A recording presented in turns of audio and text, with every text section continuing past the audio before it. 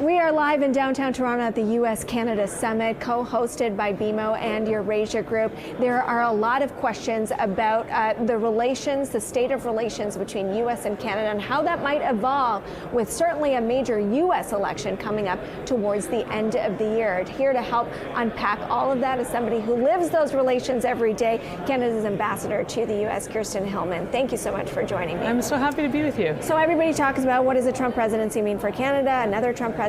How do you and your office and your constituency prepare for that?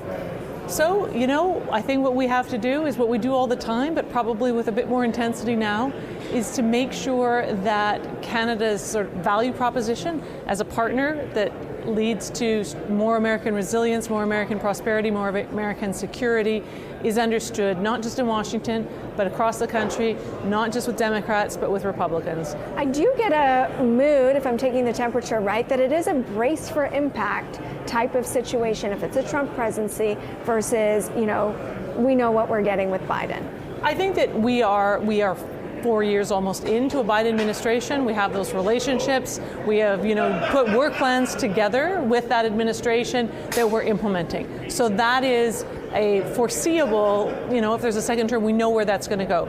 President Trump, of course, we've also worked with him in the past. I was ambassador under President Trump when I was first appointed, and we know what that was like at the time. But he's also putting on the table other policies that he wants to advance, and so we need to be preparing ourselves with people that are surrounding him and people that are advising him on what those policies might mean for the U.S. if they are applied to Canada in a way that is, disadvantageous. What's an example?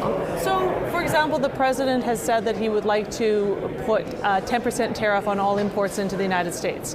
Under the recently renegotiated NAFTA, the CUSMA, or USMCA as they call it in the U.S., we are 99% tariff-free.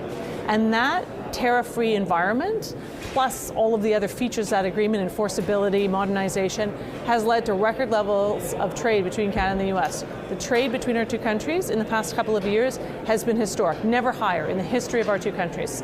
FDI is at some of its highest levels ever, foreign direct investment into both countries. So that is incredible. And it's our responsibility as governments to safeguard this growth in both of our countries. So that's what we're talking to them about. Which brings me to, a notice today from a bunch of trade groups talking about a digital tax that we plan to implement on big tech companies here in Canada. What kind of back-channel conversations are you having about that?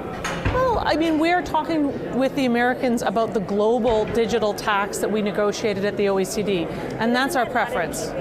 That free trade spirit? Well, that's a domestic tax. That's not a tariff. So it's not a border measure. It's a domestic taxation measure. But they're saying it is. But it is not. But it's not. Okay, so I guess that's the difference. They have a tax. Digital services are taxes that many nations have on services that are provided in their country. So it is a domestic tax. But as I say, we negotiated a digital services tax agreement at the OECD.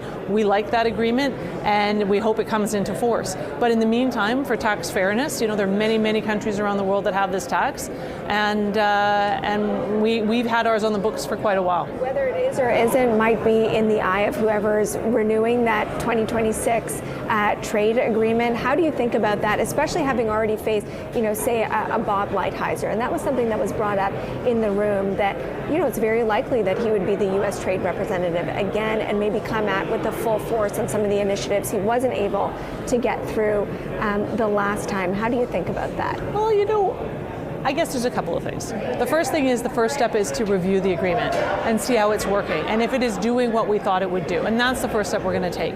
After we've done that, if there are things to be discussed or additions to be made, the world has changed since we've concluded that agreement, and maybe there are areas that we want to be looking at to add to the agreement or our future work plan. And I say that's what it's for. And just to say, he may come at this with things that he's interested in. The United States may come at it with things that they're interested in, but we have interests as well. Mexico has interests as well. This isn't a one-country conversation. It's a three-way partnership. I guess the question is, to what extent, is Canada even in the sidelines in the first 90 days of say, a Trump administration? And there's been a lot of discussions, China is likely the first target. How does that wash up on Canadian shores? Well, you know what I think is actually a huge advantage for us, no matter what happens in the United States and at every level, is that we have a very strong record of cooperation with our allies with respect to Chinese practices, overcapacity, overproduction, flooding our markets with goods that we can't compete with, steel and aluminum, right, for example, or other measures, security measures, our Investment Canada Act, ensuring that investments that are made in Canada in strategic areas are done with a very strong eye to our national security. We've been doing that for years, and we do it in some respects in ways, it ebbs and flows, but in ways where the Americans have said, oh, well, you've gone far there. That's a good thing for us to see, and maybe we need to go further in certain areas. So on that respect, I think we are seen on both sides of the aisle as nothing but a very trusted partner. Does that allyship, I guess, go both ways? I'm using the India example, where it seemed like that allyship was not returned by the Biden administration in the issues Canada had with Narendra Modi.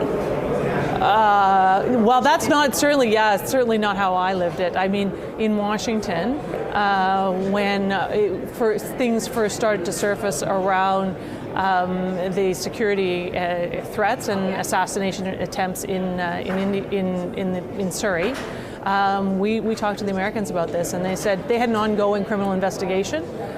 So they came out and they said as much as they could say in the context of their ongoing criminal investigation, which has since become public, right?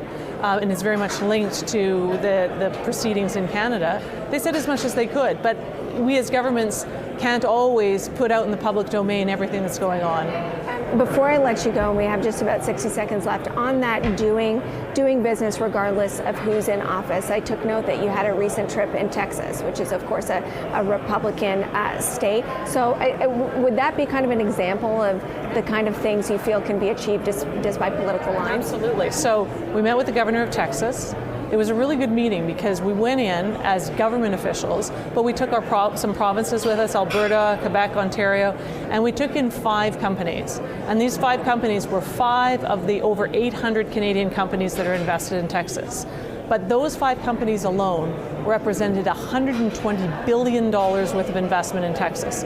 So we sat down with those companies and we said to the governor, who is a very close ally of the former president, and we said, here we are, we're Canada, this is what we're doing in Texas, this is why we think we are an essential partner to Texas now and into the future. We talked about all sorts, we talked about energy of course, but not exclusively energy. And by the time we finished that meeting, when the governor was summing up the meeting, he said to us, I'm so happy to have had this meeting, and I am convinced that there's no way for Texas to win the future without a strong Canada-Texas partnership. And that's our goal. Our goal is to have all Americans have that same perspective.